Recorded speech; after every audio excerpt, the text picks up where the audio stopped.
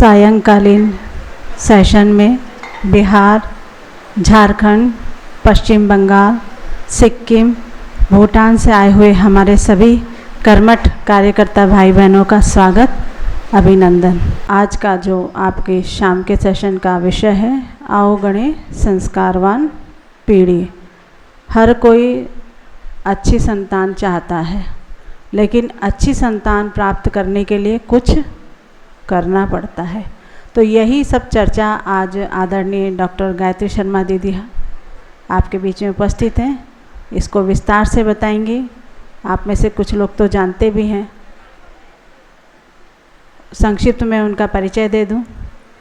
आदरणीय डॉक्टर गायत्री शर्मा दीदी डीजी उत्तर प्रदेश रही हैं और वहाँ से वॉलंटरी रिटायरमेंट लेकर के आप गायनी ऑप्स स्पेशलिस्ट हैं।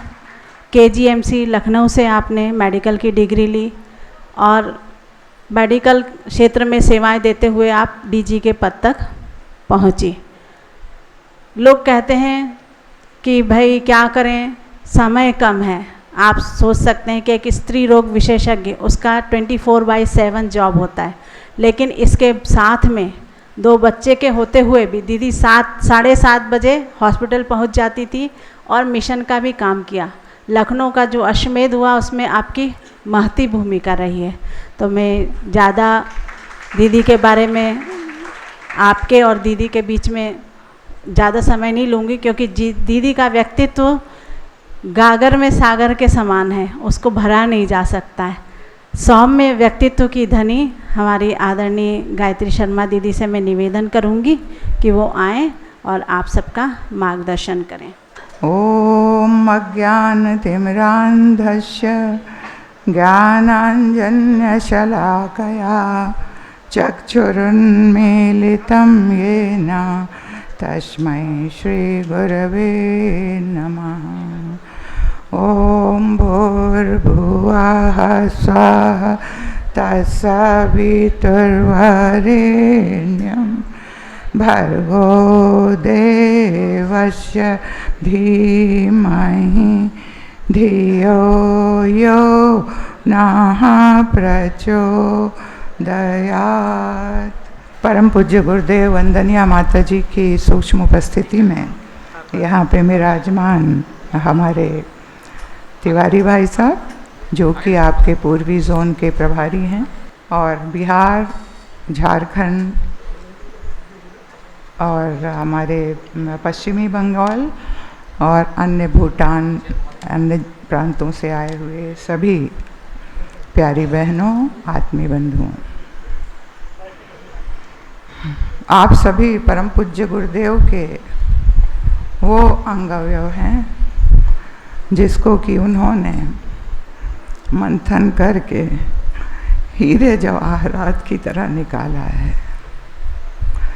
जैसे दूध को मथिए, दही को मथिए तो मक्खन निकलता है, उसी तरह से अपने क्षेत्र के आप सभी वो महत्वपूर्ण अंग अवयव हैं गुरुदेव के, जिससे उनको बहुत ही आशाएं और अपेक्षाएं। श्रद्धेय अजी जी, श्रद्धेय डॉक्टर साहब को भी आपसे बहुत अपेक्षाएं हैं। मिशन बहुत तेज़ी से बढ़ रहा है। बढ़ती हुई चीज़ पर सबकी निगाह पड़ती है, नज़र लगती है और मिशन को पीछे करने की कोशिश करते हैं। लेकिन आप सब वो जुझारू उनके अंग अवयव हैं जो कि उनके कार्य को रुकने ना देने का संकल्प लेकर आए हैं। तो परम पूज्य गुरुदेव चाहते हैं कि आप में से कोई हनुमान से कम ना हो, ऐसा अंगावयव में गुरुदेव ने लिखा है। और आप सभी को, हम सभी को उन्होंने एक कला का अवतार बताया। उन्होंने जगाया है हम सबको कि जागो, ये जन्म तुम्हारा केवल खाने पीने के लिए नहीं हुआ, एक महत्वपूर्ण कार्य के लिए हुआ है, जीवन धन्य बनाने के लिए हुआ है। और हजारों साल के बाद ऐसा मौका आता है। ये मौका कभी राम, कृष्ण, बुद्ध के समय में आया रहा होगा, लेकिन परम पूज्य गुरुदेव ने लिखा है कि अब की का जो अवतार है वो दोबारा तभी आएगा जब इस पृथ्वी का अंत हो जाएगा, प्रलय आ जाएगी। तो कहने का मतलब है कि हम सब वो लोग हैं जिनसे कि गुरुदेव को बहुत अपेक्षाएं हैं। गुरुदेव ये भी कहा करते थे कि शांति कुंज और मथुरा तो केवल 4 आने का काम करता है, लेकिन जो हमारे क्षेत्र के परिजन हैं वो बहुत महत्वपूर्ण हैं, वो 12 आने का काम करते हैं। तो आप सब से वो महत्वपूर्ण जो परम पूज्य गुरुदेव ने कहा है आप सभी हैं। हनुमान जी को तो एक सूत्री काम मिला था, खाली रावण से लड़ने का, उसी से अनीति अत्याचार को ख़त्म करने का, लेकिन यहाँ तो 100 सूत्री कार्यक्रम दे दिया गया है। 7 आंदोलन थे, अब 8वां आंदोलन शुरू हो गया। तो कोई क्षेत्र नहीं बचा जिसमें कि जिसमें इंटरेस्ट हो, जिसमें जिसकी रुचि हो, जो जिसको अच्छा लगे वो करे। कोई ज़रूरी थोड़ी कि सब यज्ञ कराएं, कोई ज़रूरी थोड़ी है कि सब गंगा सफाई करें। बहुत लोग ऐसे होंगे जो इंटेलिजेंशिया क्लास में जाना चाहेंगे, बहुत लोग भारतीय संस्कृति ज्ञान परीक्षा का कार्य करना चाहेंगे। तो यहाँ तो खुला है पूरा, जिस क्षेत्र में आपका इंटरेस्ट है उसको पकड़िए और तन मन धन से पूरे अपने जोर लगा करके हमको और आपको उस क्षेत्र को आगे बढ़ाना है। आपका कोई भी किरण होगी वो युग निर्माण की होगी, और उसी को आगे बढ़ाते चले जाएंगे तो जीवन धन्य हो जाएगा। आज का जो विषय है वो आओ गढ़ें संस्कारवान पीढ़ी। इस विषय के अंदर तो बहुत सारे कार्यक्रम आते हैं, लेकिन गर्भोत्सव ऐसा कार्यक्रम है जो कि रूट है किसका, व्यक्ति निर्माण का। हमारे जो मिशन का आधार है, जो युग निर्माण का आधार है, वो व्यक्ति, परिवार और समाज निर्माण है। तो व्यक्ति निर्माण कहाँ से होता है, गर्भ से होता है। इसीलिए जब गर्भ संस्कार आपका चला, पुंसवन तो बहुत दिनों से चल रहा था, लेकिन इतना ज़्यादा फैलाव अब क्यों हुआ?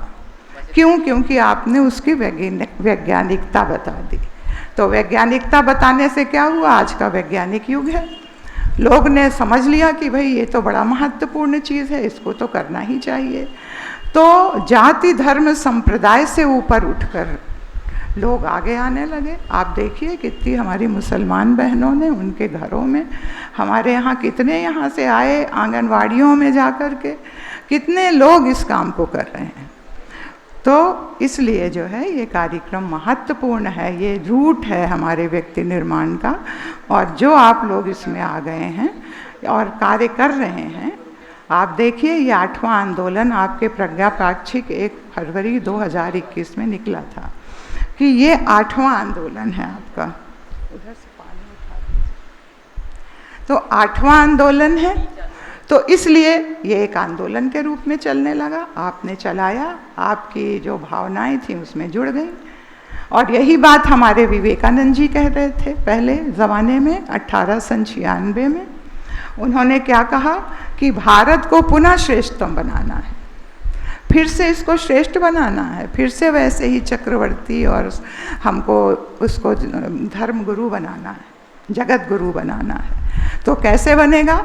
जो लौकिक शिक्षा आज दी जा रही है उसके साथ संस्कारों की भी शिक्षा देनी होगी। आप देखिए स्कूलों में नैतिक शिक्षा चल गई, तमाम सारे चेंजेस हो गए, नया शिक्षा नीति आ गई। और देवालय जो केवल पूजा आरती के थे उनको फिर से पुस्तकालय, लाइब्रेरी और शिक्षण, जहाँ पे विद्या का शिक्षण हो, ऐसे बनाना होगा। धार्मिक संस्कारवान शिक्षक प्रचारक तैयार होंगे। और आप देखिए सब हमारी शक्तिपीठें, प्रज्ञापीठें, शांति कुंज के माध्यम से प्रशिक्षक तैयार कर रहे हैं। किसके लिए? संस्कारवान इंसान बनाने के लिए। तो इसके लिए क्या होगा? साधन अपने आप आ जाएंगे और इसके लिए उत्साह और उल्लास से भरे नवयुवक आगे आएंगे। सारे नवयुवक इसमें जुड़ते चले जा रहे हैं। और परम पूज्य गुरुदेव कहते हैं यह पूर्व कथन इन्हीं दिनों चरितार्थ होना निश्चित है। अच्छा हो इसका श्रेय परिजन आगे बढ़कर शिरोधार्य करें। ऋषियों द्वारा विकसित संस्कार प्रणाली को नए संदर्भ में प्रयुक्त करने के लिए संबद्ध हो जाइए। जो संस्कार प्रणाली अभी तक चल रही थी उसको नए तरीके से प्रेजेंट करिए, जो आप लोग कर रहे हैं। नया सिरा क्या है? जो आप वैज्ञानिक रूप से उसको बता रहे हैं। इसीलिए ये कार्य जो है तूफानी गति से आगे बढ़ रहा है। ऋषियों द्वारा विकसित संस्कार प्रणाली को नए तरीके से संबद्ध करने के लिए तैयार हो जाइए। इसी आधार पर ऐसे संस्कार युक्त महामानव निर्मित होंगे जो धरती पर स्वर्ग की कल्पना को साकार रूप देने में समर्थ होंगे। तो कहाँ से आएंगे? गर्भ से आएंगे। आप बताते हैं सब लोग कि गर्भ से 80% पर्सनैलिटी बन जाती है। तो कितना बड़ा कार्यक्रम आपने हाथ में लिया हुआ है। अब तो ये इंटरनेशनल जर्नल में छप गया है, और इसके बाद जो रिसर्च पेपर और जो मांगे जा रहे हैं वो आपसे मांगे जा रहे हैं। हमारे ख्याल से इसमें सब हमारे पुराने कार्यकर्ता भाई बहनें हैं, तो वो लोग भेज रहे हैं। आपके यहाँ से अभी नए रिसर्च पेपर का कुछ नहीं आ पाया। तो गर्भ का ज्ञान विज्ञान क्या है? ये बच्चा जो गर्भ के अंदर है उसके लिए बताया जाता है। तो गर्भ संस्कार का मतलब केवल ये नहीं है कि आपने उसका कर्म कांड करा दिया, संस्कार करा दिया। देखिए, गर्भ का मतलब होता है बच्चा पेट के अंदर, जिसको डॉक्टरी भाषा में फीटस कहते हैं।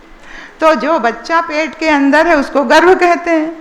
और संस्कार का मतलब होता है उसके अंदर गुणों को विकसित कर देना, उनके अंदर गुणों को डाल देना, ये है संस्कार। ये नहीं है कि खाली कर्मकांड करा दिया। तो गुणों को कैसे आप लोग डालती हैं? आप लोग जो हैं गुणों को डालने के लिए आदर्श दिनचर्या बताती हैं, आप उनको योग व्यायाम प्राणायाम ध्यान बताती हैं, उनको जो है स्वाध्याय बताती हैं, उनको गर्भ संवाद बताती हैं, आहार बताती हैं। इतनी चीज़ें किस लिए हैं? उस बच्चे में गुणों को डाल देने का। और आप जाते ही किसी से कह दें हम तो संस्कार कराएंगे आपके यहाँ डॉक्टर के पास, वो कहेगी नहीं हमारे यहाँ मुसलमान आते हैं। आप कहिए हम गुणों को डालने के लिए आए हैं। उनके अंदर गुण आप कैसे डालेंगी? तो बता दीजिए 4-5 तरीके जो आपको बताए गए हैं। तो हर आदमी चाहता है कि हमें एक अच्छा बच्चा मिले, सज्जन सुशील प्रखर प्रतिभाशाली समुन्नत संतान मिले, और साथ में संस्कारवान भी हो। तो इसलिए हर आदमी इसको मानने लगा है, वैज्ञानिक। तो पहला क्या कार्यक्रम है आपका? जन जागरूकता कार्यक्रम। जन जागरूकता कार्यक्रम कौन करेगा? भाई लोग करेंगे। जगह जगह जाके आपको बताया गया कि कैसे इसका विस्तार करें। क्लब्स में जा कर के, संगठनों में जा कर के, जगह जगह जा कर के, जहाँ समाज हैं डिफरेंट समाजों में जा कर के, स्कूलों में जाके, कॉलेजेस में जा कर के, ग्राम प्रधान से मिल कर के, हर जगह जाके आप लोग को, जनता को जागरूक करना है। चाहे वो गर्भवती माता हो, चाहे उनके पति हों, चाहे उनके घर वाले हों, सबको ये बताना है कि अब बच्चे को अगर आप मनचाही संतान चाहते हैं तो गर्भ के अंदर बन सकती है 9 महीने में। उसके बाद तो 20% बचता है। आप बहुत प्रयास करेंगे तो भी मुश्किल होगा। तो इसलिए ये सबको बताना है। वो करे ना करे उसका आउटलुक है, लेकिन कुछ लोग तो निकल आएंगे उसमें से। हमेशा दानव और देवता रहे तो वो हमेशा रहेंगे। आप 100 को बताएंगे, 2 निकल आएंगे, वही देवता बन जाएंगे। और दूसरा जो आप गर्भोत्सव संस्कार कराते हैं वो इसके अंदर आता है। तो ये नहीं कि आपने गर्भ संस्कार कराया तो दीप यज्ञ कराया तो मुसलमानों को भी बिठाल दिया, ईसाइयों को भी बिठाल दिया, तो कहेंगे कि भाई ये तो हम दीपक उपक नहीं जानते। तो भाई आप गर्भ संस्कार आंगनवाड़ी में कराने गए हैं तो जो हमारी मुसलमान बहनें हैं उनके सामने लोहबान जला दीजिए, उनके सामने उनके इष्ट का चित्र लगा दीजिए जो उनके इष्ट हो, काबा और क्या क्या उनका चित्र लगाइए। ईसाई हैं तो जीसस क्राइस्ट का चित्र लगा दीजिए, मरियम का चित्र लगा दीजिए, कैंडल जला दीजिए। जो हिंदू हैं उनके सामने दीपक जला दीजिए।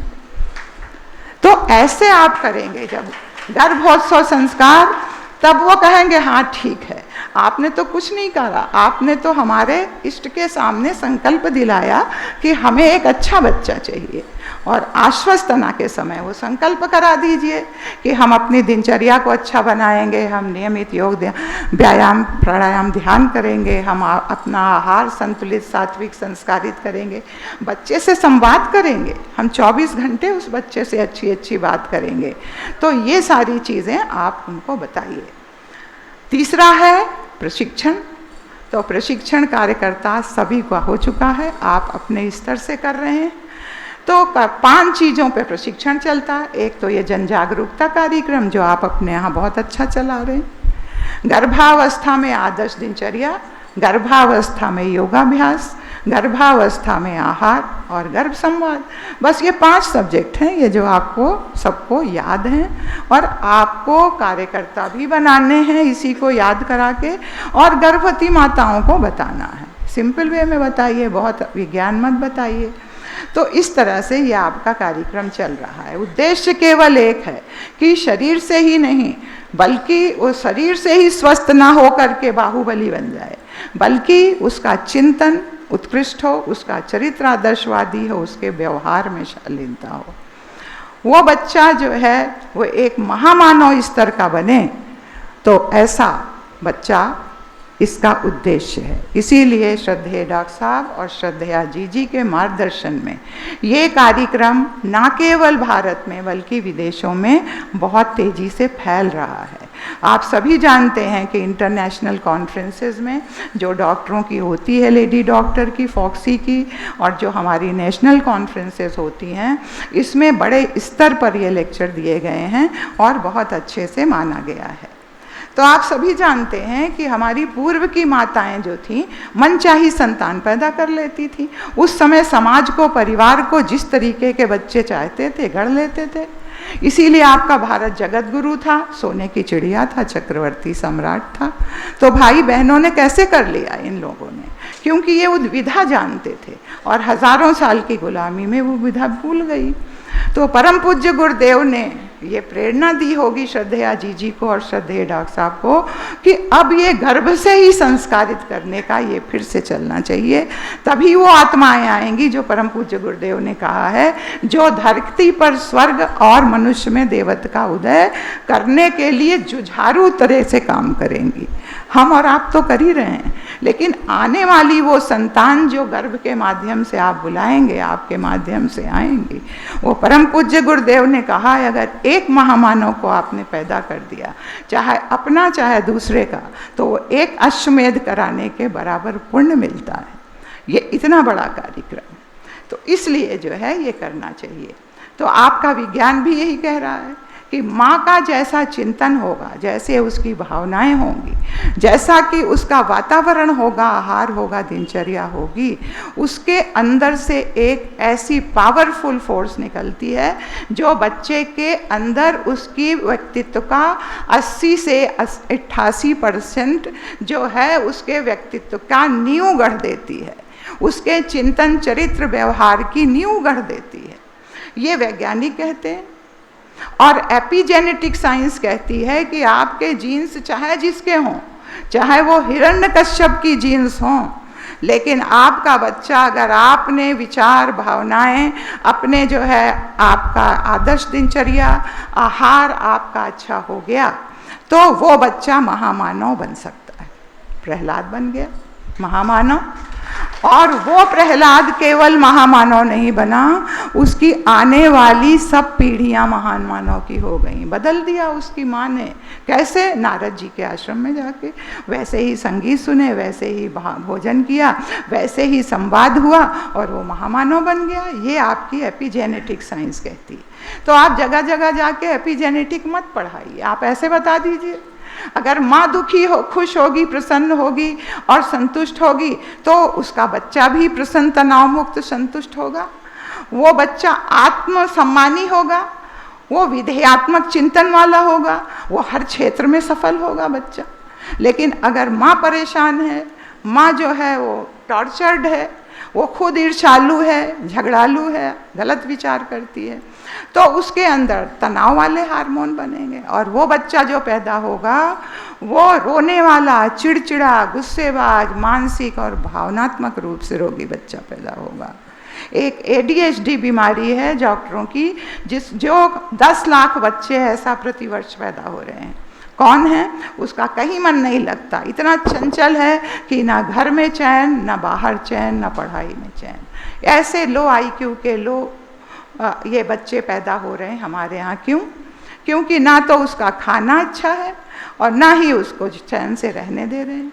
अगर खाने में कमी हो गई, वो संतुलित सात्विक के साथ साथ संस्कारित और सात्विक नहीं हुआ, तो उसका बच्चा जो होगा कई बीमारियों की जड़ लेके पैदा होगा, जैसे दिल की बीमारी, ischaemic heart disease, diabetes, cholesterol, मोटापा, मानसिक और व्यवहारिक समस्याएं, उक्त रक्तचाप और कैंसर की जड़ लेके बच्चा पैदा होगा यदि उसकी माँ को आपने संतुलित आहार नहीं दिया और वो तनाव में है, चाहे अपने कारण चाहे घर वालों के कारण, तो ऐसा बच्चा होगा। इसीलिए बीमारियां बढ़ रही हैं आजकल। इनको कहते हैं adult diseases of fetal origin. अब ये देखिए, अभी पेट में बच्चा आया है, पहला महीना है, किसी को पता ही नहीं, होश ही नहीं है कि बच्चा आ गया पेट में। कोई तैयारी होती नहीं पूर्व में।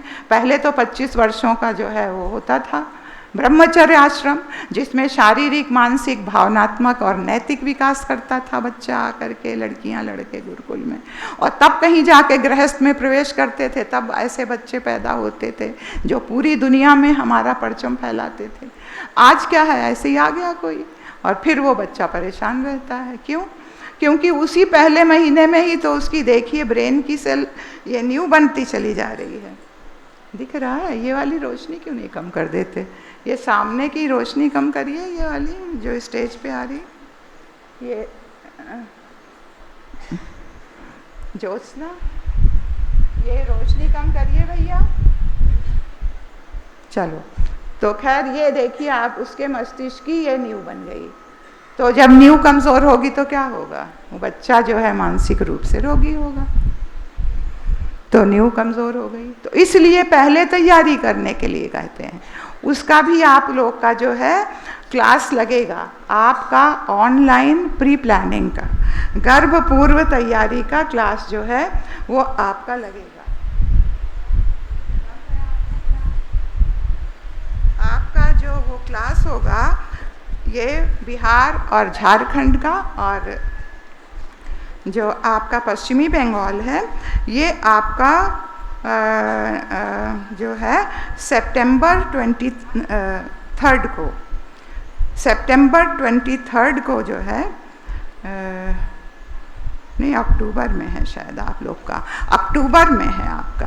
अक्टूबर में गर्भ पूर्व तैयारी का भी क्लास ऑनलाइन चलेगा और 5 दिन का है, कुल 1 घंटे का, 3 से 4 चलेगा। आधे घंटे में आप लोग जिसको जो लोग के पास ऐसे लोग आते हैं कि भाई साहब ये बताइए, बहन जी ये बताइए, स्कूल कॉलेज में जाके बताना है क्योंकि गर्भ पूर्व तैयारी की बात है, तो उसके लिए भी आपका एक क्लास चलेगा। ज़्यादातर यही है।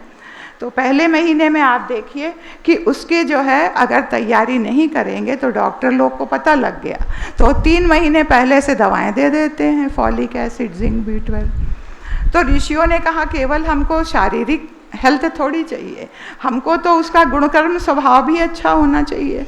इसलिए उन्होंने ये विधा बनाई जो आपको बताई जाएगी आदर्श दिनचर्या में। और तीसरे महीने में क्यों आप गर्भोत्सव संस्कार करते हैं?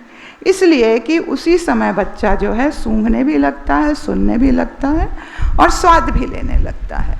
तो गर्भवती माता उनके पति और उनके घर वालों को क्या सुनाना है, क्या खिलाना है, कैसे दिनचर्या पालन करना है, तो केवल गर्भ संस्कार नहीं करा देना, उसमें ये सारी बातों का प्रशिक्षण भी देना है। क्यों? क्योंकि वो जो है सुनता, सूंघता और स्वाद भी लेता है। इसलिए ये 3rd मंथ में हमारे ऋषियों ने ये कार्यक्रम किया था गर्भ संस्कार का।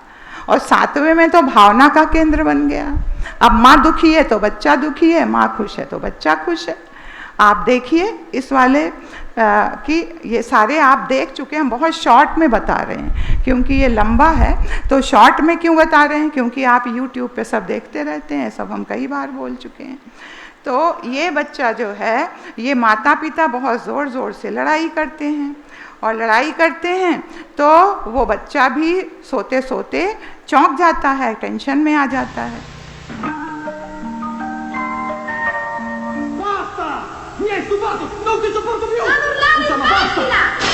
तो जब तनाव में आ जाएगा तो क्या होगा, उसके अंदर वैसे ही हार्मोन बनेंगे, रोने वाला, चिड़चिड़ा, गुस्सेबाज, तमाम बीमारियों की जड़ लेके बच्चा पैदा होगा।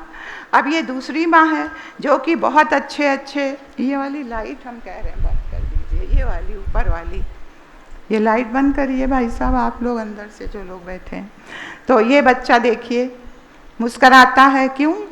क्योंकि माँ अच्छी बातें करती है और इनके जो घर वाले, इनकी सास ससुर हैं, उसको ऐसे प्यार करते हैं कि जैसे कि कोई बेटी घर में आ गई। तो ये बच्चा ऐसा करता है। तो ये केवल यही नहीं करता, हंसता ही नहीं, बल्कि वो बच्चा जो है डांस भी करता है। आप देखिए, अच्छे अगर मेलोडियस संगीत, गूंजने वाले संगीत सुनते हैं माँ,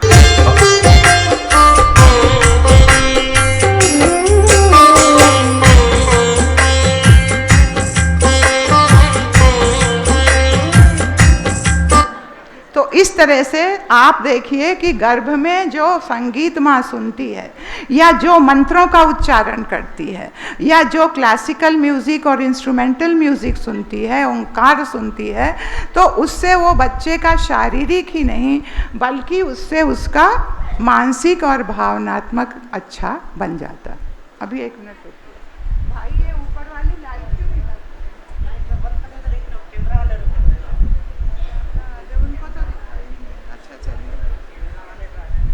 वो कैमरा वाले लाइट नहीं बंद करने दे रहे हैं। कैमरा वाले ठीक है, बंद कर दें लाइट, जलने दें? नहीं, कैमरा को बताइए, नहीं आ रहा है, जला दीजिए। चलिए भाई, कैमरा को ज़्यादा देखना है ना, आप लोग भी दिखेंगे उधर से। अच्छा, ये देखिए, जिसने गर्भ संस्कार कराया, केवल संस्कार करा के नहीं छोड़ दिया, बल्कि उसने हर चीज़ की, इस महिला ने गर्भ अपनी आदर्श दिनचर्या का पालन किया, योग, व्यायाम, प्राणायाम, ध्यान किया। बच्चे जब ध्यान करती थी तो ये माँ जो है ओंकार पे, परम पूज्य गुरुदेव के ओंकार पे ध्यान करती थी। तो ये बच्चा देखिए अभी 4 दिन का है और उसकी माँ ओंकार बोलती है, तो ये बच्चा भी बोलने लगता है।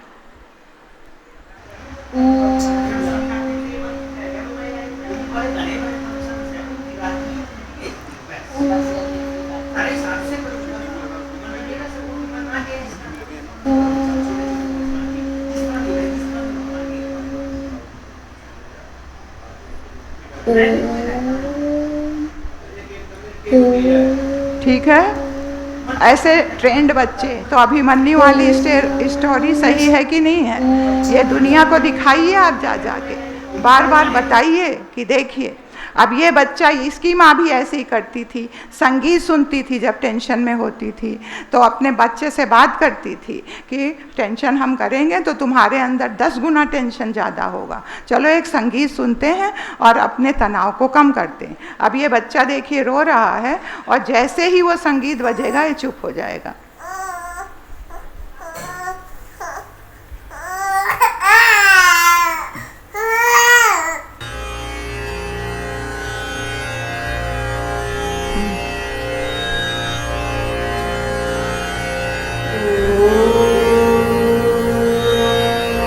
बोलने की भी कोशिश कर रहा है। तो ऐसे बच्चे हो रहे हैं। अब ये सारी कुछ वैज्ञानिकता आप दिखाएंगे कहाँ? जन जागरूकता कार्यक्रम में। अब ये 4 दिन का बच्चा है, ये इसकी माँ गायत्री जो परम पूज्य गुरुदेव का 24 बार गायत्री मंत्र है, उस पर वो 15 मिनट आधे घंटे ध्यान करती थी।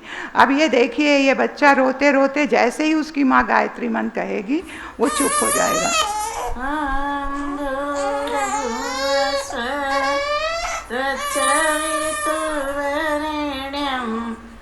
प्रणाम भी कर रहा। देख रहे हैं कैसे बच्चे ट्रेंड होके निकल रहे हैं। अब आप जनता को दिखाएंगे तो लोग क्यों नहीं मानेंगे? जरूर मानेंगे। जो मानेंगे वो चल जाएंगे, अच्छे बन जाएंगे बच्चे, और जो नहीं मानेंगे कोई बात नहीं, निराश होने की बात नहीं है। अब आजकल के बच्चे टीवी देख के, मोबाइल देख करके, कार्टून देख के खाना खाते हैं। ये बच्चा देखिए गर्भ संस्कार का, ये बिना गायत्री मंत्र पढ़े खाना ही नहीं खाता, रोता रहता।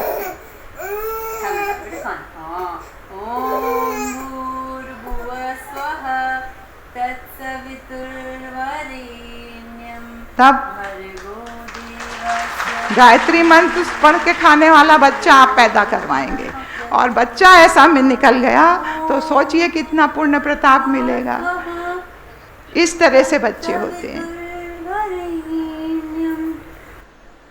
अभी ये तो गीता का पाठ, ये तो पुराना वाला वीडियो है, आप देख लीजिए। गीता सीखा 2 साल का भी नहीं है अभी।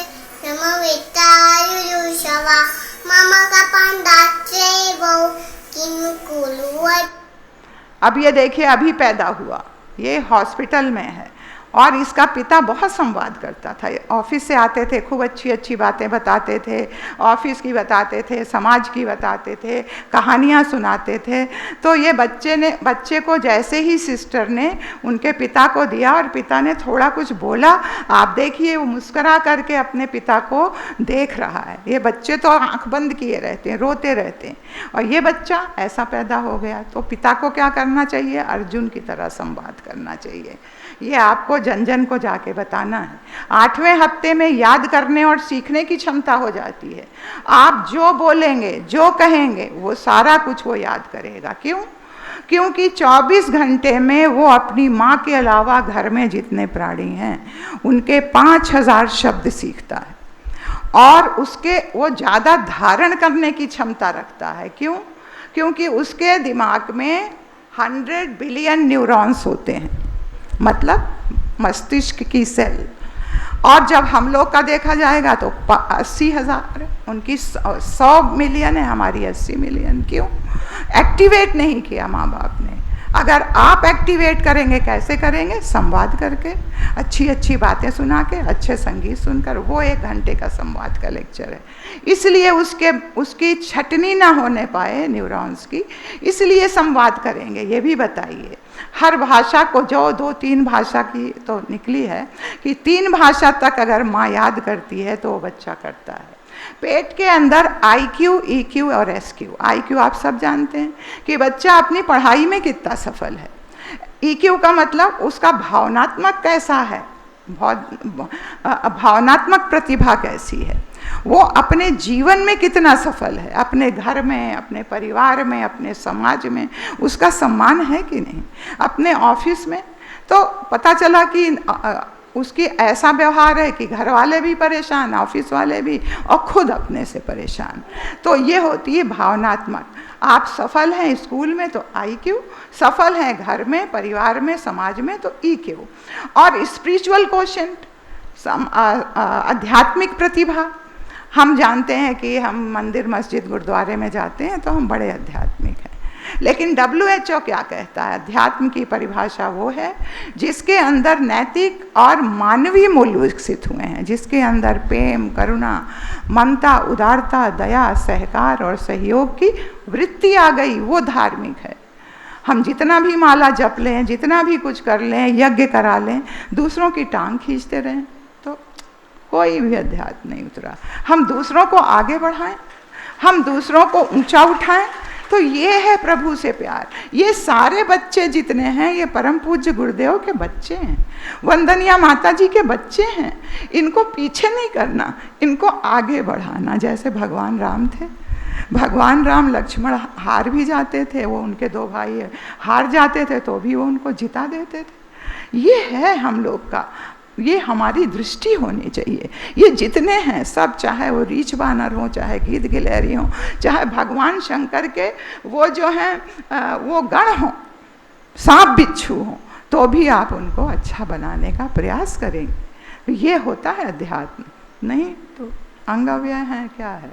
तो ये सब गड़बड़ी नहीं होनी चाहिए। और अगर अच्छा बनाना है बच्चे को तो सबसे अच्छा समय कौन है? पहले दिन से लेके 5 वर्ष तक।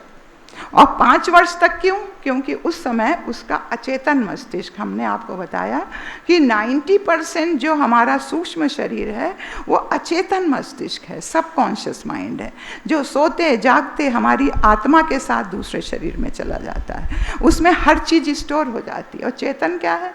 जो बैठ के आप देख रहे हैं, पढ़ रहे हैं, सुन रहे हैं, खा पी रहे हैं, चेतन होता है। वो कब ज़्यादा डेवलप हो जाता है? 5 साल के बाद। तो बच्चा क्यों चूँ लगाएगा? वो कहेगा हम ये क्यों करें। और नहीं, उसके पहले क्या करेगा? जो चीज़ आप करेंगे, जो चीज़ आप दिखाएंगे, जो घर का वातावरण होगा, वो बच्चा वैसा ही बनता चला जाएगा। तब उसमें वो स्पीड ब्रेकर नहीं होता जो कि सुबह हमको उठने नहीं देता। हमारा चेतन मस्तिष्क अचेतन तो जगा देता है कि 4 बजे घंटी उठी, चलो उठो, लेकिन वो चेतन कहता थोड़ी देर और सो लें। तो ये वाला चेतन नहीं काम करता, उसका अचेतन। ठीक है, समझ में आ गया? तो ये है। पर हमारे श्रद्धेय डॉक्टर साहब भी यही कहते हैं कि जब स्कूल कॉलेज के बच्चे जब करने लगे तो आप भी करिए। आहा,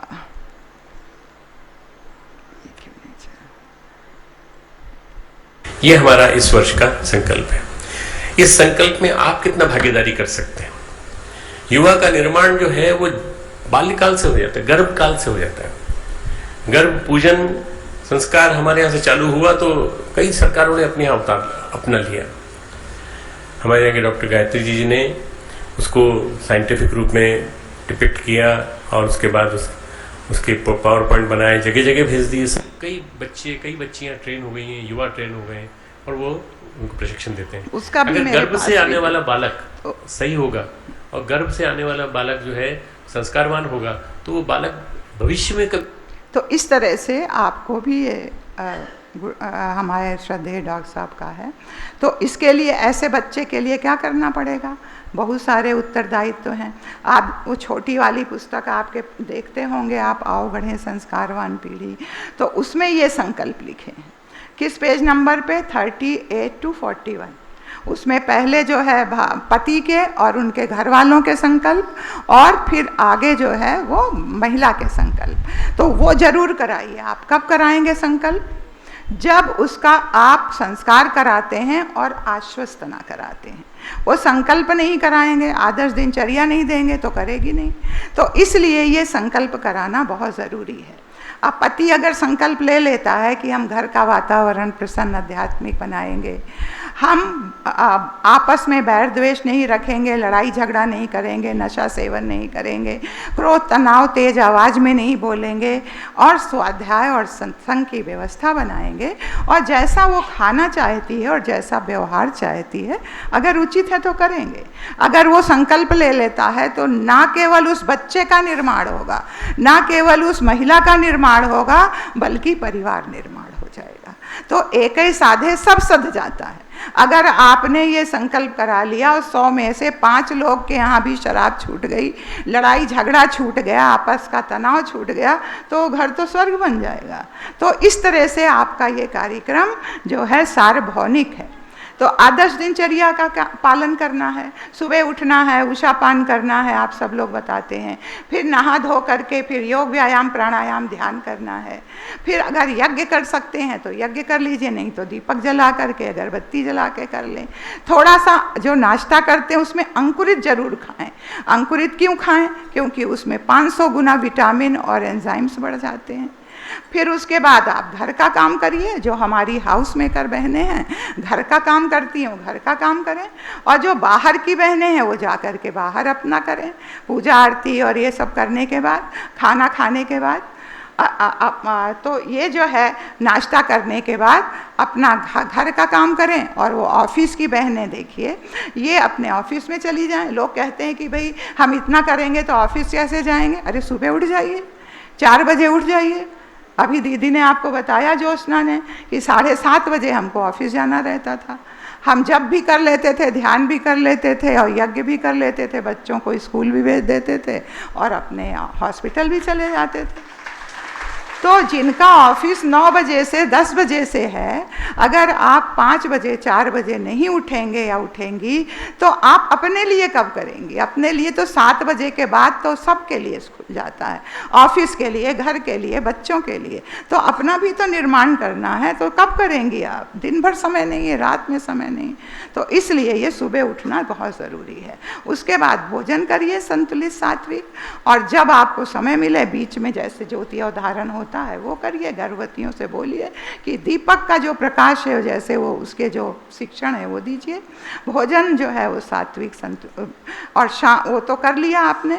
उसके बाद अगर आप सत्संग कर सकते हैं, गुरुदेव का एक प्रवचन सुन लीजिए, किसका अच्छा लगता है, वंदनिया माता जी का, और फिर कुछ मट्ठा वगैरह पी लीजिए। उसके बाद फिर शाम को घर में आ जाइए, हाथ मुँह धोइए जो बाहर की बहनें हैं, और फिर घर का काम करिए, फिर आरती पूजा करिए और अपना नाद योग सुनिए, नाद योग की इम्पोर्टेंस बताइए उनको क्या है, और स्वाध्याय करिए। उसके बाद सब लोग मिलकर खाना खाइए, एक साथ मिलकर, और हंसी खुशी से खाइए, अच्छे माहौल में खाइए, संगीत के साथ खाइए। अब देखिए वो बच्चा जो है बिना गायत्री मंत्र पढ़े क्यों नहीं खाना खा रहा है? क्योंकि उसके घर में सब लोग मिल करके गायत्री मंत्र और परम पूज्य गुरुदेव का चला के खाना खाते थे।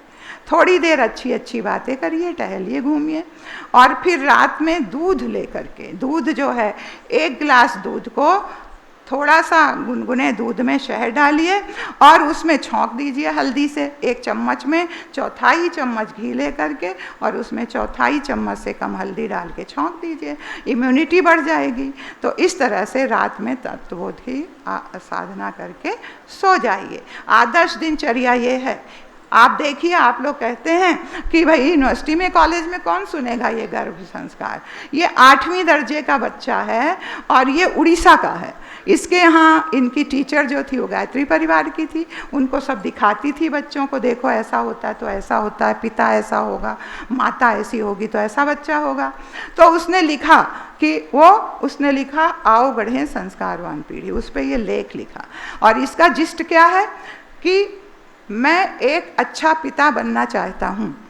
मैं क्या करूँगा? मैं चोरी नहीं करूँगा, लड़ाई झगड़ा नहीं करूँगा, अच्छा काम करूँगा, अच्छे से पढ़ाई करूँगा, ताकि मेरे जो बच्चे हों वो ऐसे हों जो कि हमारे परिवार का और हमारे राष्ट्र को गौरवान्वित करने वाले बच्चे हों। ये 8वीं दर्जे का बच्चा लिख रहा।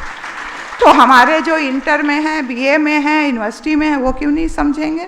सब बच्चे समझते हैं। जब गर्भ में बच्चा समझ रहा है तो आप बाहर क्यों नहीं? समझाने की गलती है। अब हम उनको पूरी साइंस पढ़ाने लगेंगे तो नहीं, उनकी तरह से पढ़ाना पड़ेगा।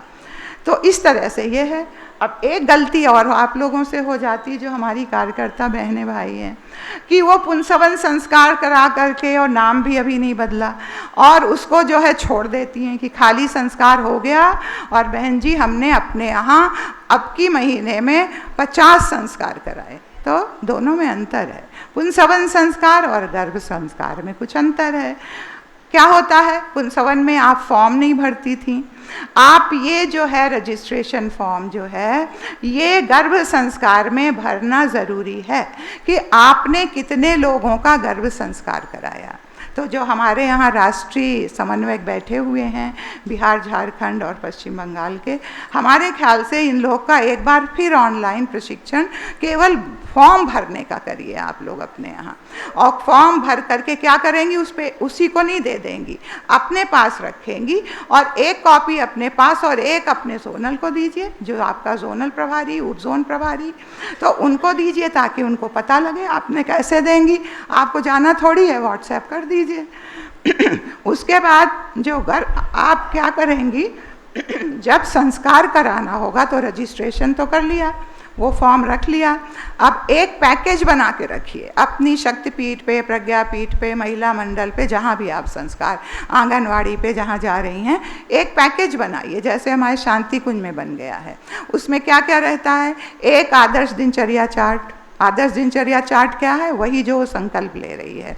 इसमें सब कुछ लिखा है कि वो कब करेगी, कैसे करेगी। तो आदर्श दिनचर्या जैसे ये हैं। अब आप लोग क्या करते हैं, इनकम्प्लीट भेजते हैं, तो माता का नाम लिखिए वो कौन सा महीना चल रहा है वो लिखिए, उसका क्या फ़ोन नंबर है, संपर्क सूत्र क्या है वो लिखिए, और उसको समझाइए कि अगर आपने ये काम कर लिया, जैसे सूर्योदय के पहले जागरण नहीं कर पाई तो क्रॉस कर दे, आत्मबोध की साधना नहीं कर पाई क्रॉस कर दे, उषा पान किया है तो टिक कर दे। तो इस तरह से जो काम किया है उसको टिक कर दे और जो नहीं किया है क्रॉस कर दे। अब रोज़ रोज़ वो देखेगी कि अरे मैंने तो ये काम किया नहीं तो मेरा बच्चा कैसे अच्छा बनेगा, वो अपने आप करने लगेगी, आपको सिखाना नहीं पड़ेगा।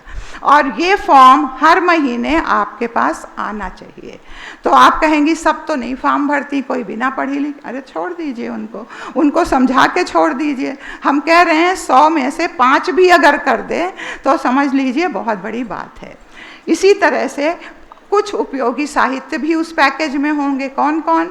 आओ गढ़ें संस्कारवान पीढ़ी भाग 1, हमारी भावी पीढ़ी और उसका नवनिर्माण जो है वो वांग्मय 63 और हमारे महान उत्तराधिकारी। ये 3 किताब आप हर गर्भ संस्कार के बहनों को देंगी।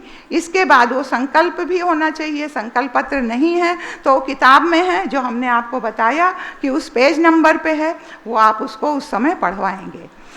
और फिर क्या होगा? विकास तालिका। अब वो पैदा हो गया तो विकास तालिका पहले से दे दीजिए। आप लोग कैसे भर के देते हैं? अब यहाँ पे जो है ये माता का नाम नहीं है, आप देखिए माता का नाम नहीं है, उसका वजन के अच्छे, उसका उम्र लिखना चाहिए, वहाँ वजन लिख दिया है, और उसका जो लंबाई है वो नहीं नापी, उसकी जो सर की गोलाई है वो नहीं नापी। तो आप कहेंगी अस्पताल में सर की गोलाई नहीं नापा, तो आप नाप लीजिए, यहाँ से लेके पीछे तक एक टेप से नाप लीजिए कि सर की गोलाई कितनी थी। और उसके बाद क्या करते हैं? सब इनकम्प्लीट भेज देते हैं। आपको क्या करना है?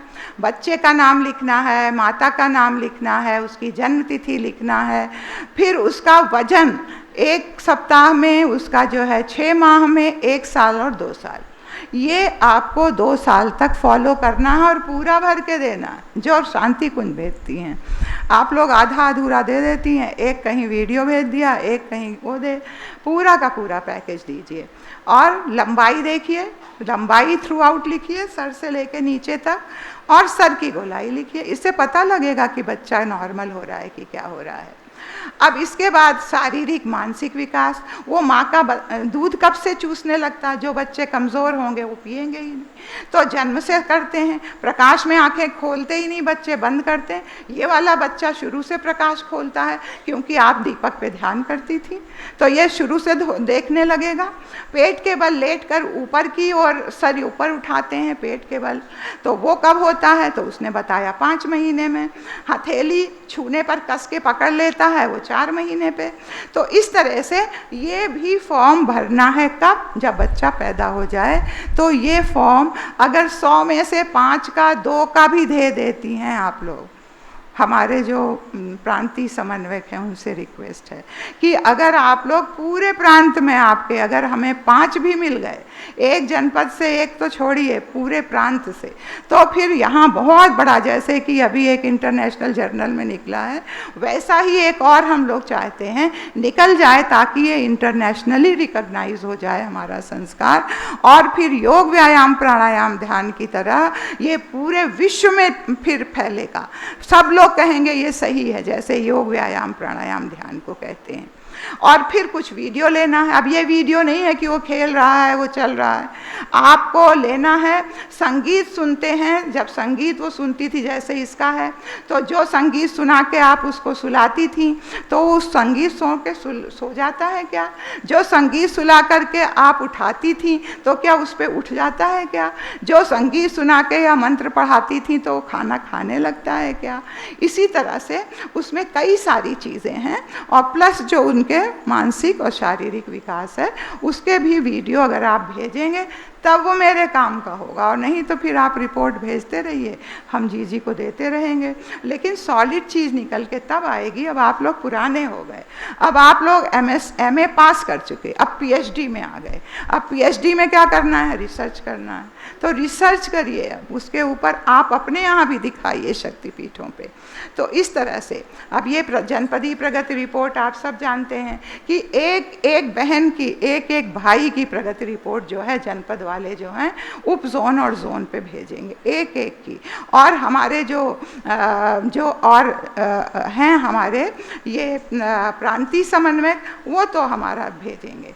आप शायद आप लोग ना करते हो, तो आपकी जो बैठक है जो बराबर होते रहना चाहिए, चाहे ऑनलाइन बैठक करिए चाहे ऑफलाइन करिए, बुला के करिए। तो जनपद वाले क्या करेंगे, अपने कार्यकर्ताओं की गोष्ठी अपने जनपद पे। अब तो आपका बिहार, जैसे बिहार है वहाँ के अब हमारे पास आते हैं, प्रखंड में हम बहुत काम कर रहे हैं, तो अब तो आपको अपने संगठन को रिन्यू करना पड़ेगा कि आप, अभी तक हम जनपद पे समन्वयक बनाते थे और सह समन्वयक और सहयोगी, अब आपको अपने ब्लॉक स्तर पर, आपको न्याय पंचायत स्तर पर बनाना पड़ेगा कि ये ब्लॉक स्तर पर कौन सह समन्वयक है आपके जनपद का और उनके सहयोगी कौन हैं। तो इस तरह से प्रांत के जो हमारा रिवाइज होगी लिस्ट, तो ऐसे भेजिए। तो बैठक कब करेंगे, बैठक में क्या करेंगे भाई, उनकी समस्याएं पूछिए, कोई नई चीज़ है तो उसका समाधान करिए। तो जनपद पर बैठक जो है पहले हफ्ते में 1 से 7 तारीख, और उप जोन पे बैठक में कौन जाएगा, जनपदी समन्वयक जाएंगे। वो कब होगा, 1 महीना छोड़ के, 1 महीने छोड़ के 1 महीने बाद। और प्रांतीय या जोनल समन्वयक पर 3 महीने बाद करिए अगर आपको जल्दी आवश्यकता है। तो ये बैठक है, बैठक में समस्या समाधान, उनको कोई नई चीज़ देना। लेकिन रिपोर्ट कैसे करेंगे, ये हम कई बार बता चुके हैं।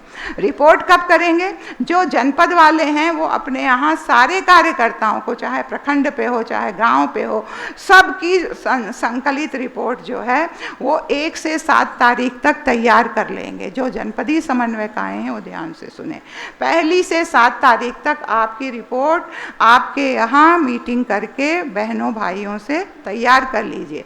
फिर जनपद वाले जो हैं वो उप जोन को कब भेजेंगे, वो भेजेंगे 7 तारीख से 10 तारीख के बीच में, और ये अपनी तैयार करके भेजेंगे हमारे प्रांतीय समन्वय को, या जोन, कहीं कहीं जोन बनाए गए हैं, कहीं कहीं प्रांत बनाए हैं, वो 10 से 12 के बीच में भेजेंगे। और वो जो हैं इसको संकलित करके 12 से 15 तारीख के बाद ये हम लोग को शांति कुंज प्रेषित कर देंगे 15 से 17 तारीख। जब आप 15 से 17 तारीख तक प्रांतीय समन्वयक हम लोग को रिपोर्ट देते हैं, तो वो रिपोर्ट हम लोग जीजी को प्रस्तुत करते हैं। जिस प्रांत से नहीं आती तो हम लोग कहते हैं दीदी ये काम तो कर रहे हैं लेकिन ये रिपोर्ट नहीं देते। अब जैसे हमारा पश्चिमी बंगाल है, अब दोनों बहुत अच्छा काम करते हैं, लेकिन क्या है कि रिपोर्ट नहीं आ पाती, तो हम लोग कहते हैं कि ये तो गड़बड़ है। तो भाई आप लोग रिपोर्ट भी भेजिए, काम करते हैं तो दिखना चाहिए, गुरुदेव कहते थे दिखना चाहिए। तो इस तरह से व्यापक कैसे बनाएं ये सब आप जानते हैं, आपको बता दिया हमने। अब ये दूसरा देखिए, इसको भी 1 मिनट, जैसे कि आप इसको कहते हैं हम आंगनवाड़ी के यहाँ जाएंगे, हम डॉक्टरों के पास जाएंगे, अरे वही नहीं है, आपको इसको व्यापक रूप से प्रचार करना है। तो नुक्कड़ सभा करके, जर्नल में छाप करके, मीडिया के माध्यम से, पत्र समाचार, स्वयंसेवी संगठनों में जा कर के, सामाजिक जो समूह होते हैं, मंडल होते हैं, वहाँ जाके, बड़े बड़े ऑफिसेज में, इंडस्ट्रियल, कॉरपोरेट, और आप लोग जो भागवत पुराण कहते हैं, सत्यनारायण कथा कहते हैं, प्रज्ञा पुराण, उसके माध्यम से विभिन्न हमारे पर्व आते हैं महिलाओं के, महिला दिवस, मातृ दिवस, आजकल वो विश्व स्तनपान दिवस, तो इसमें जा कर के हम लोग दिखा सकते हैं।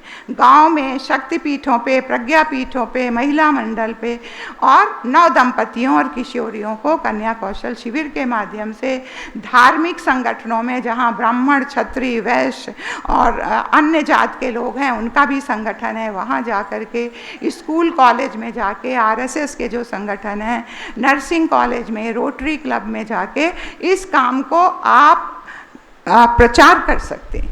तो कोई ज़रूरी नहीं गर्भ संस्कार, भाई साहब लोग प्रचार ही कर लें तो बहुत है। जब वो प्रचार हो जाएगा, दिमाग साफ हो जाएगा, तो अपने आप संस्कार के लिए दौड़ेंगे सब। तो ये भाइयों का बहुत बड़ा रोल है उसमें। तो अब दूसरा जो कार्यक्रम आपका शुरू होने जा रहा है, वो परम श्रद्धेया जी ने कहा है, एक रूपता हो, किसका, हमारी कन्या किशोर कौशल शिविर का। कोई कुछ पढ़ा लेता है, कोई कुछ पढ़ा लेता है, कोई कैसे कर लेता है, इसलिए ये शिविर आपके यहाँ शुरू होने जा रहा है। इसकी क्या आवश्यकता पड़ गई? क्योंकि आज जो है ये किशोरावस्था जो होती है वो बहुत अच्छा उम्र है जिसमें उनका नैतिक मूल्य और चारित्रिक मूल्य का विकास करना है। अगर उनको दिशा ना दी गई अभिभावकों द्वारा या तो टीचर्स के द्वारा, तो क्या होगा? फिर वो बच्चा जो है गलत रास्ते पे जाता है, और वो छोटी सी भूल जो वो 13, 14, 15, 16, 19 तक होती है उसमें वो बच्चे का जीवन बर्बाद हो जाता है। और आज की ये भौतिक चकाचौंध में बच्चों का नैतिक और भावनात्मक मूल्य गिरता जा रहा है। इसलिए कन्या किशोर कौशल शिविर जो लोग चलाना चाहते हैं वो आप लोगों ने नाम भेजे हैं, लेकिन अभी जो हमारे ये जो है भारतीय संस्कृति ज्ञान परीक्षा के लोग जो अगर इसमें आए हों तो वो बहुत मदद कर सकते हैं। कैसे? वो स्कूलों में इस कार्यक्रम को चला सकते हैं। तो कब आप कैसे चलाएंगे? यहाँ से प्रशिक्षण चलेगा, आपके 10-12 जो हैं उसमें टॉपिक्स हैं, इसके अलावा बहुत सारे हैं, वो आपको पढ़ाए जाएंगे, याद कराए जाएंगे, और आपका प्रशिक्षण शिविर यहाँ से चलेगा। अभी तक कार्यकर्ता शिविर चलता था, अब TOT चलेगा, ट्रेनर्स ट्रेनिंग चलेगी, और आप प्रशिक्षक बन जाएंगे। आप स्कूल में जाके अपनी टोली बना के इस प्रिंसिपल से मिल के, और जहाँ भारतीय संस्कृति ज्ञान परीक्षा चल रही है वहाँ बड़ा आसान है। तो इस तरह से आवश्यकता है इस समय कि ना केवल वो हमारी पढ़ाई ही करें, बल्कि शारीरिक, मानसिक, बौद्धिक और भावनात्मक और शारीरिक तथा सामाजिक और नैतिक पूर्ण रूप से वो बच्चियां और बच्चे निर्मित हों। वो जीवन की हर चुनौती को साहस और ईमानदारी पूर्वक सामना करें और एक आदर्श और अनुकरणीय जीवन जी सकें, अपने जीवन को अच्छा बना सकें।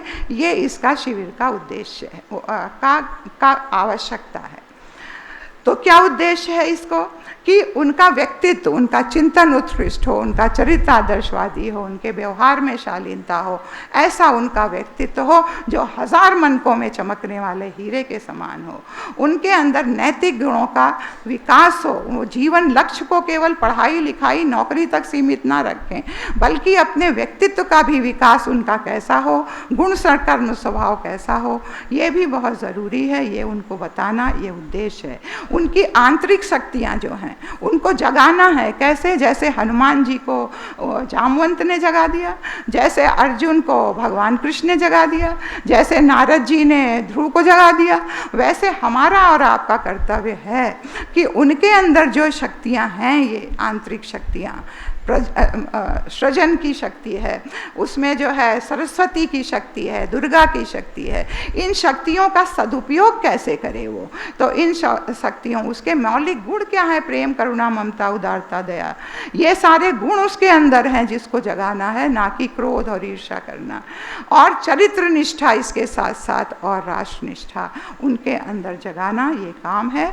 आत्मविश्वास जगाना, और समय का बहुत टाइम वेस्ट करते हैं कहीं उस पे, कहीं इस पे, कहीं अपने व्हाट्सएप पे, तो वो उनको समय का सदुपयोग बताना है कि उनको स्वावलंबन से जोड़ना है, ना केवल किसी के यहाँ नौकरी, बल्कि अपना स्वावलंबन चलाना है। नारी जीवन की गरिमा का बोध कराइए कि आप केवल बहुत ही डेलिकेट और बहुत सॉफ्ट नहीं हैं, बल्कि आप दुर्गा की शक्ति रखने वाली हैं। आप ज्ञान में सरस्वती की तरह हैं। आप इतना ज्ञान अर्जित करके और अच्छी चीज़ों को दूसरों को दे सकती हैं। आपके अंदर लक्ष्मी जैसी स्वावलंबन की शक्ति है। आप केवल यही नहीं कि बस बैठे हुए हैं, आप केवल सज धज करके, गुड़िया बन करके दूसरों को आकर्षित करने की नहीं, आपके अंदर दुर्गा की शक्ति है। आप ऐसा काम करिए कि जो दुनिया में नाम करे, आपके घर परिवार को गौरवान्वित कर सके। और इसके अलावा ये तो करें ही करें, साथ में गृह प्रबंधन भी करें जो उनके उत्तरदायित्व हैं। परिवार का प्रबंधन कैसे करें, वो अपने सफल दाम्पत्य का प्रबंधन कैसे करें, और संतति का निर्माण कैसे करें, ये सब शिक्षा उसके अंदर दी जाएगी।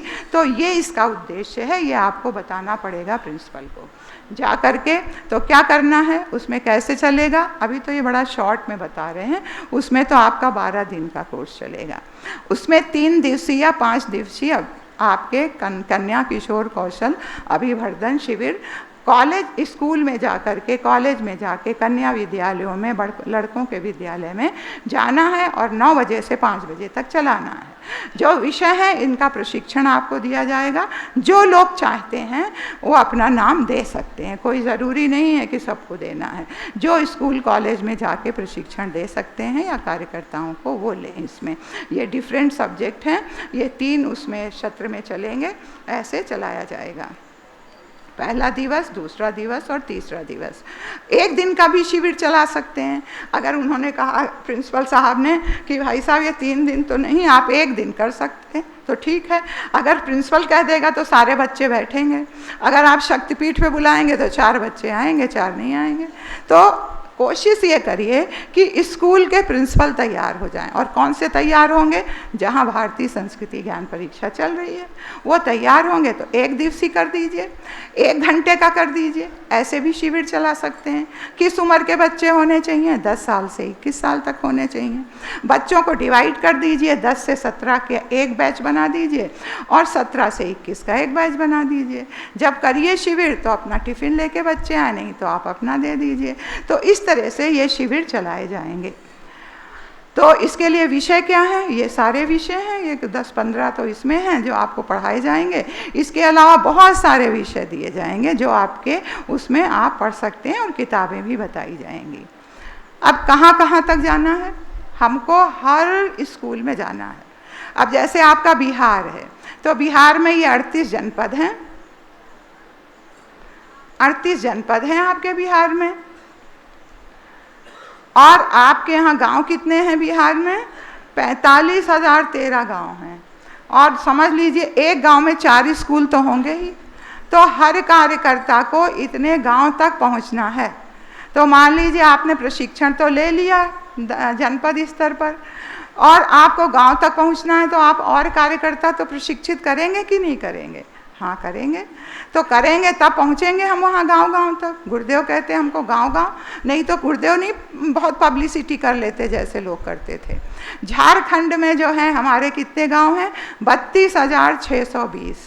तो इतने गांव में पहुँचना है, स्कूल में पहुँचना है। पश्चिमी बंगाल में 37,945 गाँव हैं। तो ये आपको हर गाँव में जाना है, तो एक दिन में थोड़ी जाना है। अरे चलते रहिए, कभी ना कभी तो लक्ष्य पूरा होगा। कुछ तो गांव कवर कर पाएंगे कि नहीं, चलो 2 ही 4 कर लिया। तो ये सब तो उनको कराइए। अरुणाचल असम तो आया ही नहीं है तो उनका भी बना लिया, हमको पहले मालूम नहीं था। तो इसका लक्ष्य क्या है हमारा? किशोरियों और किशोरों को उनके जीवन लक्ष्य और शक्तियों का बोध हो जाए। उनका जीवन लक्ष्य क्या है? केवल पढ़ाई लिखाई नहीं है, अपने चिंतन चरित्र व्यवहार को भी अच्छा बनाना है। अगर लड़की है तो उसको एक आदर्श बेटी, उसको आदर्श बहन, उसको आदर्श पत्नी, उसको आदर्श नारी, उसको आदर्श बहू ऐसे बनना है। उसका शिक्षण इसमें दिया जाएगा। तो ऐसे ही लड़कों को भी दिया जाएगा। ये है उसका जीवन लक्ष्य। और शक्तियों का बोध कराइए। आपके अंदर इतनी शक्ति, आप क्यों बैठी हैं? आपको बहुत काम करना है, तो ये करना है, उनको बताइए। तो ये कराए और वह सभी क्षेत्रों में कुशलता अर्जित कर सके। सभी क्षेत्र क्या हैं? ना केवल शारीरिक बल्कि मानसिक, बौद्धिक, भावनात्मक और चारित्रिक तथा नैतिक, ये सारे क्षेत्रों में विकसित करना हमारा कार्य है। अब क्योंकि गर्भ में तो हुआ नहीं, माँ बाप ने सिखाया नहीं, गुरुओं ने कुछ किया नहीं, तो ये अब हम लोग गायत्री परिवार की जिम्मेदारी है कि हम बच्चों को बताएं तो। और नहीं तो आप देखिए परिवार क्या है, अभी शादी हुई और 6 महीने तक ये हालत हो गई कि लड़की भाग जाती है और लड़का छोड़ देता है। ये आजकल हो रहा है। डाइवोर्सेज इतने बढ़ रहे हैं भारतवर्ष में। क्यों? जिम्मेदारी नहीं मालूम, उत्तरदायित्व तो मालूम नहीं, और अधिकार पे अपना हमारा है। अब उनका उत्तरदायित्व क्या है ये बताना, वही नारी जागरण है। तो नारी जागरण उनको तभी से बताना है जब वो बच्ची हैं। तो माता की सीख क्या होनी चाहिए वो तो मालूम ही नहीं, वो भी आपको इसमें पढ़ाया जाएगा कि एक अभिभावक अपनी बेटी और बेटे को क्या शिक्षा दे उसके उज्जवल भविष्य के लिए। तो अर्जित करके पूर्ण विकसित होकर जीवन की हर चुनौती का साहस और समझदारी पूर्वक सामना करने में सक्षम होकर एक आदर्श अनुकरणीय जीवन जी सके। तब आपका कन्या कौशल। तो इसमें जो लोग भाग लेना चाहते हैं, इसमें जो काम करना चाहते हैं, हो सकता है हमारे BSGP के भी लोग आए हों या किसी शिक्षक हों इसमें से, तो वो लोग भी अपना नाम, फ़ोन नंबर और अपना जनपद दे सकते हैं। तो ये आपका दोनों कार्यक्रम पूरा हो गया। अब ये वाले 2 नंबर हैं, इस पे जो लोग प्रशिक्षण इसका लेना चाहते हैं और पहले नाम नहीं भेज चुके हैं, वो दे सकते हैं इन दोनों पे। तो मेरी बात तो समाप्त होती है। अब आप शांति कुंज वीडियो यूट्यूब चैनल देखें कभी भी कहीं भी। डाउनलोड करें शांति कुंज वीडियो मोबाइल ऐप, उपलब्ध है गूगल प्ले स्टोर एवं एप्पल स्टोर पर भी। हमारे YouTube चैनल शांति कुंज वीडियो गायत्री परिवार को सब्सक्राइब करें एवं बेल आइकन जरूर दबाएं ताकि गायत्री परिवार की विभिन्न गतिविधियों की जानकारी आपको मिलती रहे।